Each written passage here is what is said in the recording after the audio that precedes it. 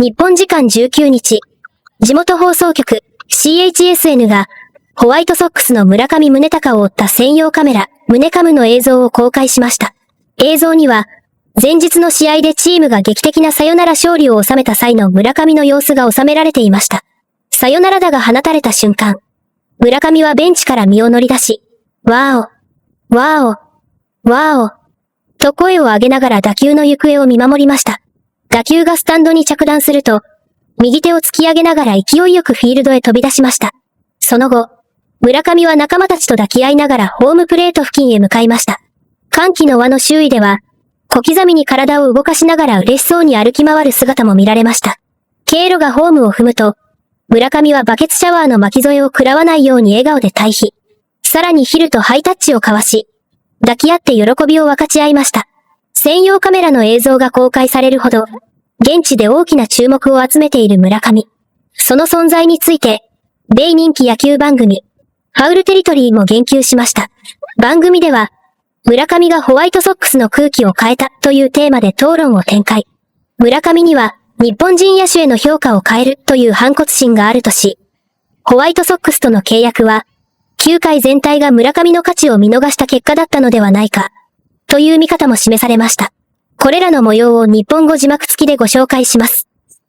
On the topic of trying, the White Sox signed Murakami this offseason. And AJ, I think it's fair to say that part of it was the rest of baseball allowing the White Sox to sign him for a rate like that. I don't think they were going to pay massive dollars for him. If we could scrap it all and do it again, things would change. It's a big part of it. Another couple homers for him on Saturday. There have been a lot of articles coming out lately on almost every publication that's covering baseball seriously. What happened?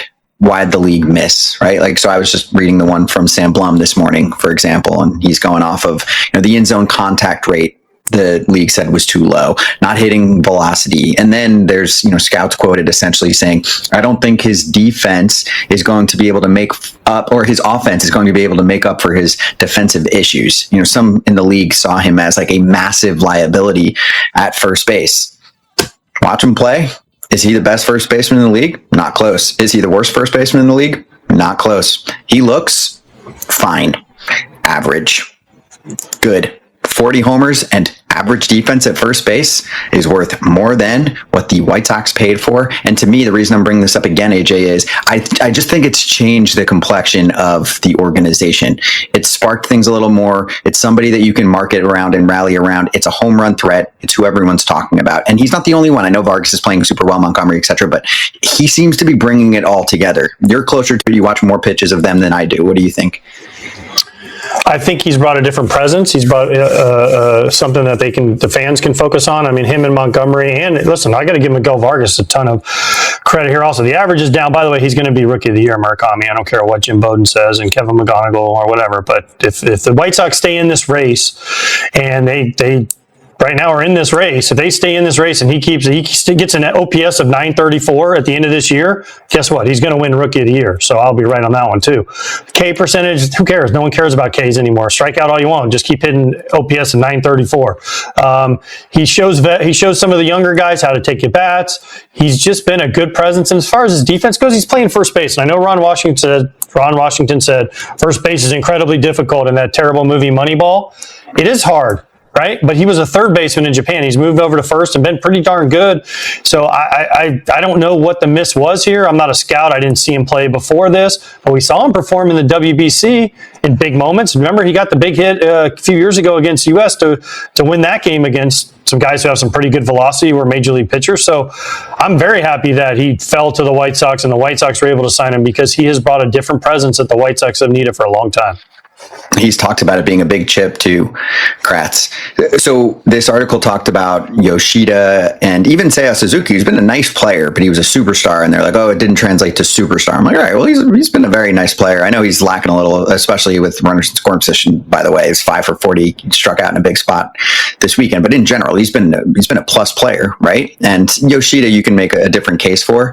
Murakami has this big chip because it's not just about him. He was quoted in the story saying, when I came to the majors, my goal was to change the perspective of NPB players in Japan, like perspective of what people are looking at here on position players over there. And he thinks he's raised the level already with what he's shown in the first quarter of the season. Long way to go. But when he talks like that, to me, it makes it like it's personal and it has to do with his countrymen being disrespected. Yeah, I mean, Seiya Suzuki, I remember when he came over and we had played against him with Team USA, and I was like, this dude's like, he's legit. He looked the part in the sense of speed, zone discipline, like walking more than he's striking out, all that stuff. And he didn't transition. He didn't transition at all like Murakami has transitioned. And so maybe he does have that, like you said, a little chip on his shoulder. Maybe he has that, okay, well, the reason I didn't hit, Eric Kratz said I can't hit 94 plus. Well, you know what? I didn't see it very often. So when you don't see something very often, how are you going to necessarily catch up to it or make the adjustment for it? And everybody who's like, oh, he strikes out so much. He's got great eye. He's got a great eye. People have stopped talking about Kyle Schwarber striking out too much, and Kyle Schwarber has 4 more strikeouts than Murakami. And I think the part that's cool to see him do this is he's doing it as kind of the linchpin for this team. Is Vargas having a good year? Absolutely. Is Colson Montgomery, is he a problem for teams when he's in the box? So you think about him where he's at in the order, but you can't let Murakami beat you right now, and he's doing it. To have this many home runs this early, very few. There's probably better Japanese or players that have done better in America that have come over from the NPB, but to do it right away is so impressive and way harder than people are really giving it credit for. Yeah, remember, most people in the offseason were like, oh, there's going to be an adjustment. He's going to have to figure out how to time up major league pitching. Not really. I said it. Yeah, you were one. I said it. I talked to different scouts of teams that needed a DH, and they all said the same thing. They were like, everybody's going to say, oh, the big hit that he had against Team USA, it was against Merrill Kelly. It wasn't velocity. And it was like, were they nitpicking things? Were they seeing hitting? And AJ was a really good hitter. He didn't have like ridiculous power like Murakami, but hitting in the big leagues is about making an adjustment. Anybody who teaches hitting and goes, okay, well, you got to swing this way every time. Every time you got to swing one way. Well, what happens when they're just attacking you up top? You got to be able to make the adjustment. And for him to have this much success early, he's already gone through 2 or 3 cycles of adjustments from how the league is pitching him. And he's still bashing dingers. Munetaka Murakami walked his first time up as the breaking ball misses outside ball 1. The White Sox are playing better when there's starting to be more demand for tickets on the road. I spoke to a sales representative here from T-Mobile Park and said they got a lot of calls the last few weeks with the White Sox coming to town. Well, I think part of it is this man at the plate. Seattle has a lot of Japanese Asian culture here. You gotta imagine that there's a lot of people that want to come watch somebody like Murakami here in Seattle. So what was interesting, the sales representative said, beginning of the season, he was trying to sell a series like this, and nobody was biting on it. But now, these last few weeks, White Sox are the talk of Major League Baseball. And yes, it is Murakami. It's also Miguel Vargas. People also were asking him about Colson Montgomery. The trio hitting the home runs are making waves across Major League Baseball. Or the triad. Oh, whatever you want to go with. Hits it hard and past the dive of Naylor. Antonacci, he's digging for third. And the Sox have something cooking here in this third inning. Murakami doing a good job to go down and grab one. See exactly where it was. It was a change up. I'm not even sure, but it doesn't matter. Down out over the plate, Murakami hits it past a diving Naylor, and a good job by Antonacci, first to third, no problem. All right, and PCA got a little dose of how dicey it can get in the stands when he had a couple that were engaged, holding their engagement party at the patio, and I think wife Sox fan, husband Cubs fan, and PCA doesn't make one catch the entire game, and he hears it from the Sox fan and decides to respond back. This has blown up into who's right, who's wrong. Can PCA say that back? Was the girl wrong for saying anything in the first place? Like, what do you make of what everyone coming out of the series is now talking about in PCA? Oh, Cassie, I didn't see it. What did PCA say? I have it in my notes, and I'm like, how do we slug this on TV? yeah. It was great. Like, it's great. Are you offended by it? I'm not offended by it because, like, it's sports. This is what makes sports fun. And PCA, we know him to be that emotional type of guy. Like, I don't know what anyone really expected. I think people are a little like going in the nitty gritty of the words he elected to use. Oh, get over yourselves.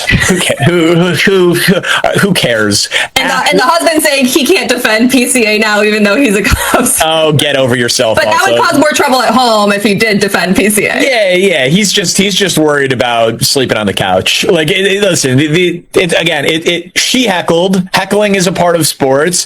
Don't chirp if you can't handle getting chirped back at. It ain't no fun when the rabbit's got the gun. Like, it's fine. Like, I don't pearl clutch. Like, won't somebody please think of the children? Like, if your kid is online, they're seeing something worse than that. Like if that came into your algorithm because your kid is online, I promise you they're seeing something worse on the internet. So you're saying that Chicago sports talk right now is just making a whole to-do about nothing? I haven't listened to it. Are they mad? Everyone is talking about it. Are they mad though? Yeah, some people are mad. They feel Who's mad? A lot. Your old people read the score this morning. They were saying he should probably watch what he's saying, or maybe it's a selection of words that he used. But I don't think like in a heated moment of like competition that like they're just debating like should he have kept his mouth shut and been a little bit more, just like let it rub off his shoulder. Get the hell out of here! Like that is out. Now that you're in New York, you're all tough on the East. Hold on a second. Are we so soft in Chicago that we can't have a curse word said by a player to a fan who got heckled at? He didn't catch the ball and turn around and say it. Would have been better. Yeah, which, by the way, I also would have been fine with. But come on. Get out of here! He didn't say a slur. He didn't say a racial epithet. He said an act. All right. He suggested an act. Get out of here. Hey, it's a Monday morning in May, Again, talk Cub Sox. Like, I just, or be like, it's awesome. I'm not saying I wouldn't have talked about it, but I would have defended it. Like, okay. So yeah, I can't say I wouldn't have made it into a talk radio topic, but I absolutely would not have been offended by it. If you're going to go and open your mouth like that, I think you should probably expect, I saw the cameras in my face. It's not like I didn't. I think I just regret my choice of words the most and who that affects in my life. I don't think that any of the women in my life would ever think that I would use those kind of words regularly, especially referring to them. So I'm just bummed out about the word choice, and that a bunch of little kids go and probably find their way to social media and see that as well. I am intense on the field, and in a moment like that, I think I just let it get away from me a little bit. But again, poor word choice, lack of awareness too when it comes to who's watching me. So I don't want to represent the other guys in this clubhouse that way because mostly everybody in here is the opposite of